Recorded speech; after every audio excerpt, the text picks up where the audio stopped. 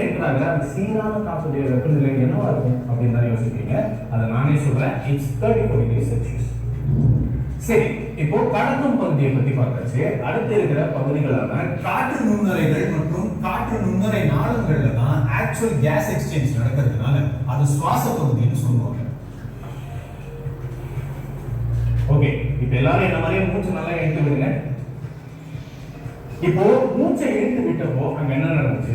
அட இது என்ன கேள்வி?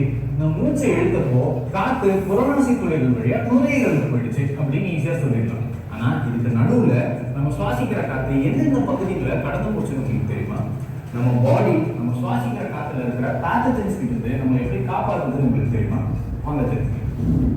நம்ம சுவாசிக்கிற காத்துல நிறைய டெப்ரிஸ் இருக்கு. முதல்ல புறநாசி துளைகள் மூலமா நுழையிற காத்து நேசல் கேவிட்டிக்குள்ள போகுது. இந்த நேசல் கேவிட்டிகள் இருக்கிற nasal hairs and mucus larger particles drop பண்ணுது. ஸ்மாலர் பார்ட்டிகல்ஸோட இருக்கிற ஹேர் நேசோஃபேரிங்ஸ்க்கு போகும்.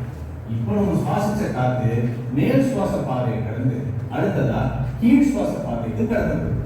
அப்போ இந்த கீழ் சுவாச பகுதியில என்னெல்லாம் இருக்கும்னு யோசிக்கிறீங்களா?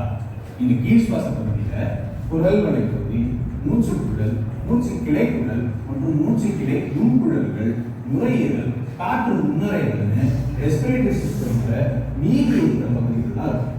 சரி, இப்போ நம்ம சுவாசிச்ச காத்து எங்க இருக்கு? ஆமா, நாசி தொண்டை பகுதியில தான். இதுல இருந்து காத்து குரல் வளை பகுதியில இருக்கிற குரல் வளை துளையின் வழியா மூச்சுக்குழலில் படுது. இந்த மேல் மற்றும் கீழ் சுவாச பகுதிகளில் இருக்கிற கோப்லெட் செல்ஸ் வழுவழுப்பான மியூக்கஸை செக்ரேட் பண்ணும். இது ஒரு படலமா சிலியேட்டட் எபிதீலியல் செல்ஸ் மேல இருக்கும். இது மேல ஸ்மாலர் பார்ட்டிகல்ஸும் மைக்ரோப்ஸும் ட்ராப் ஆயிடும். சிலியாவோட கண்டினியூஸ் ஃபார்வர்ட் மூவ்மெண்ட்னால இந்த மியூக்கஸ் தொண்டைக்கு கடத்தப்படுது. இப்படி கடத்தப்படுற கோழை இருமல் மூலமாவோ விழுங்குதனால டைஜஸ்டிவ் சிஸ்டம் மூலமாவோ வெளியேற்றப்படுது. ஒருவேளை இந்த ஸ்மாலர் பார்ட்டிகல்ஸ் மியூக்கஸ்ல ட்ராப் ஆகாம ஆல்வியோலஸ்க்குள்ள போனா ஆல்வியோலஸ்ல இருக்கிற மேக்ரோஃபேஜஸ் இந்த மைக்ரோப்ஸ் அண்ட் டஸ்ட் பார்ட்டிகல்ஸை அழிச்சிடும். இப்படி உணவு குழாய்க்குள்ள போற இந்த தூசு பொருட்களும் நுண்கிருமிகளும் நம்மளோட டைஜஸ்டிவ் ஜூஸஸோட உதவியால வெளியேற்றப்படும். இப்படி இவ்வளவு ஈஸியா காத்து மூச்சு குழாயிலிருந்து உணவு குழாய்க்கு கடத்தப்படுது. அப்போ உணவு மூச்சு குழாய்க்கு கடத்தப்படல. ஆமா, நீங்க நினைக்கிறது உண்மை. பெரியவங்க உங்களை பார்த்து உங்களுக்கு பொறையேறிச்சு அப்படின்னு சொல்லுவாங்க.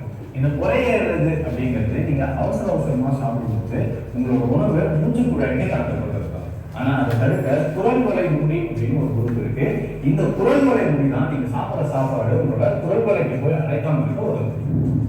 சரி, இந்த உணவு குழாய் மூச்சு குழாய் எப்படி இருக்கு அப்படின்னு பார்த்தாச்சு. அடுத்ததா மூச்சு குழல் எப்படி இருக்கு, அது எப்படி வடிவமைக்கப்பட்டிருக்கு அப்படின்னு பார்க்கணும். இந்த மூச்சு குழல் கொஞ்சம் வளைவா நிறைய குருத்தெலும்பு வளையங்கள் இருக்கிற ஒரு பகுதி. இது தொண்டை பகுதியிலிருந்து மார்பறையுடைய நடுப்பகுதி வரைக்கும் நீண்டு 5வது மார்பின் உள்ளெலும்பு பகுதியில 2ஆ பிரியுது. அதாவது இது வலது மற்றும் இடது முதல்நிலை மூச்சு கிளை குழல்களா பிரிஞ்சு அதுக்கப்புறம் வலது மற்றும் இடது நுரையீரல்களுக்குள்ள நுழையுது. இந்த நுரையீரலுக்குள்ள முதல்நிலை மூச்சு கிளை குழல் நிறைய டைம் பிரிஞ்சு 2ஆம் நிலை மற்றும் 3ஆம் நிலை மூச்சு கிளை குழல்களா பிரியுது. இந்த 3ஆம் நிலை மூச்சு கிளை குழல்கள் திரும்ப பிரிஞ்சு முடிவு மூச்சு கிளை குழல்களாகவும் சுவாச மூச்சு கிளை குழல்களாகவும் மாறுது. இப்படி தெரிஞ்சிருக்கிற மூச்சுக்குழல் எப்படி இருக்கும் அண்ட் இதோட சிறப்பம்சங்களை பத்தி பார்க்கலாம். இந்த மூச்சுக்குழலோட சூழல குருத்தெலும்பாலான சீவரிகள் இருக்கக்கூடிய கார்டிலேஜ் ரிங்ஸ் இருக்கும். இந்த கார்டிலேஜ் ரிங்ஸ் ஒரு கேட் வால்வ் எப்படி செயல்படுமோ அதே மாதிரி தான் செயல்படும். கேட் வால்வ் எப்படி வாட்டரோட பிரஷரை கண்ட்ரோல் பண்றதுக்கு பயன்படுத்தும் அதே மாதிரி தான் இந்த கார்டிலேஜ் ரிங்ஸும் அதிகமான காற்று உள்ள வரப்போ அங்க குழல் வெடிக்காமல் இருக்கிறதுக்கும் அண்ட் காற்று உள்ள வரப்போ சிதையாமல் இருக்கவும் பயன்படுது. ஆனா இதுக்கு மூச்சுக்கிளை குழல் மூச்சுக்கிளை நுண்குழல்களா பிரியறதுனால இதுல அந்த ரிங்ஸ் வராது. ஆனா இதுல அதிகமான காற்று உள்ள வரப்போ அந்த பிரஷரை எப்படி காக்கும் அப்படின்னு யோசிக்கிறீங்க. இந்த மூச்சுக்கிளை நுண்குழலுக்கு கடினத்தன்மை இருக்கு.